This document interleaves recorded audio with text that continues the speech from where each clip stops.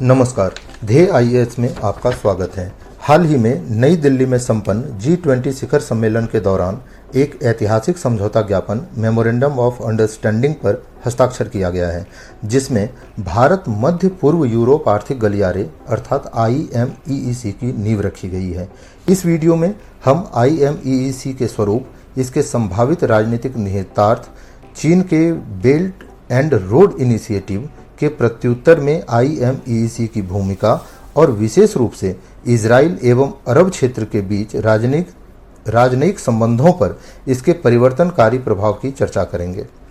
भारत मध्य पूर्व यूरोप आर्थिक गलियारे परियोजना में कई पहलें शामिल हैं और कई प्रमुख बंदरगाहों को इसमें शामिल करने के लिए चुना गया है।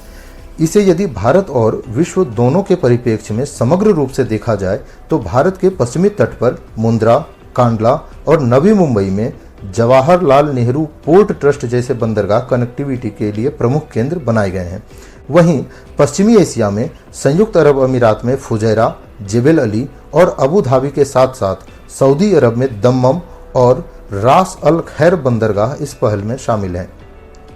इसके अलावा इजराइल में हाइफा बंदरगाह और ग्रीस में पीरियस बंदरगाह भी इस आर्थिक गलियारे के लिए महत्वपूर्ण बंदरगाह हैं, जो यूरोपीय व्यापार हेतु महत्वपूर्ण गंतव्यों के रूप में कार्य करते हैं। ध्यान देने वाली बात है कि IMEEC परियोजना की सफलता के लिए रेल नेटवर्क के माध्यम से निर्बाध कनेक्टिविटी प्राप्त करना आवश्यक है। इसमें कई रेल परियोजनाएं भी शामिल हैं, जैसे संयुक्त अरब अमीरात की एतिहाद रेल परियोजना, जो संयुक्त अरब अमीरात के फुजैराह से सऊदी अरब सीमा पर घुवे इफात तक 605 किलोमीटर लंबे रेल नेटवर्क के निर्माण पर केंद्रित है। साथ ही इसमें ऐसे महत्वपूर्ण मार्गों की पहचान की गई है जहां रेल नेटवर्क का अभाव है, जैसे कि घुवे इफात एवं हराद के बीच तथा सऊदी अरब में कुरैयत से लेकर इजराइल में बेत सियन तक रेल नेटवर्क का निर्माण करना इस परियोजना का मुख्य भाग है।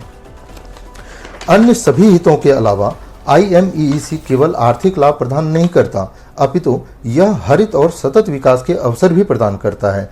यदि हम IMEEC में निवेश की बात करें तो प्रारंभिक अनुमान के अनुसार प्रत्येक मार्ग के लिए लगभग $3 बिलियन से $8 बिलियन तक की लागत की आवश्यकता पड़ेगी।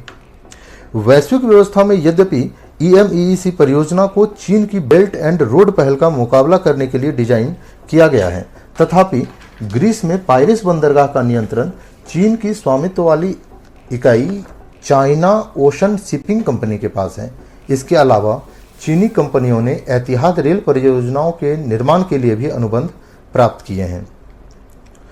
भारत मध्य पूर्व यूरोप आर्थिक गलियारे परियोजना चीन की BRI परियोजना से, BRI अर्थात बेल्ट एंड रोड इनिशिएटिव परियोजना से घिरे क्षेत्रों में चीन के बढ़ते प्रभाव के प्रति संतुलन के रूप में काम कर सकती है।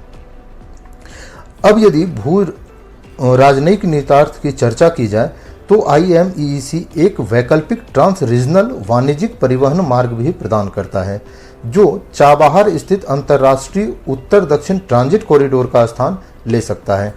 चाबहार बंदरगाह से जुड़ा यह मार्ग भारतीय वस्तुओं को स्वेज नहर समुद्री मार्ग की तुलना में 40% तेजी से यूरोपीय देशों में पहुंचने में सक्षम बनाएगा।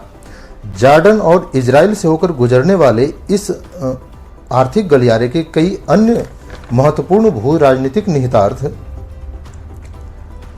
इजराइल और संयुक्त अरब अमीरात सहित अरब राज्यों के बीच संबंधों को मजबूत करने के प्रयासों में देखा जा सकता है। सऊदी अरब और UAE दोनों इस भारत मध्य पूर्व यूरोप आर्थिक गलियारे के अभिन्न अंग हैं। यह पूर्व और पश्चिम को जोड़ने वाले महत्वपूर्ण लॉजिस्टिक और व्यापार केंद्र भी हैं। IMEEC में भारत पश्चिम एशिया और यूरोप को एकीकृत करने और अभूतपूर्व पैमाने पर विकास को गति देने की अगाध क्षमता रखता है। भारत का प्रभावी नेतृत्व, तकनीकी विशेषज्ञता और दूरदृष्टि दृष्टिकोण के माध्यम से क्षेत्रीय अर्थव्यवस्थाओं को आगे बढ़ा सकता है। इसके अलावा सहयोगात्मक प्रयास, हितधारकों की भागीदारी और विश्व बैंक जैसे संस्थानों से वित्तीय सहायता IMEEC की सफलता सुनिश्चित करने में महत्वपूर्ण भूमिका निभाएगी।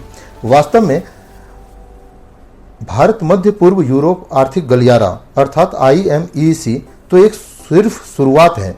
यह वसुदैव कुटुंबकम की अवधारणा को बड़े पैमाने पर साकार करते हुए सामाजिक आर्थिक विकास के लिए क्षेत्रीय और वैश्विक सहयोग को प्रोत्साहित करेगी। आज के वीडियो में बस इतना ही। धन्यवाद।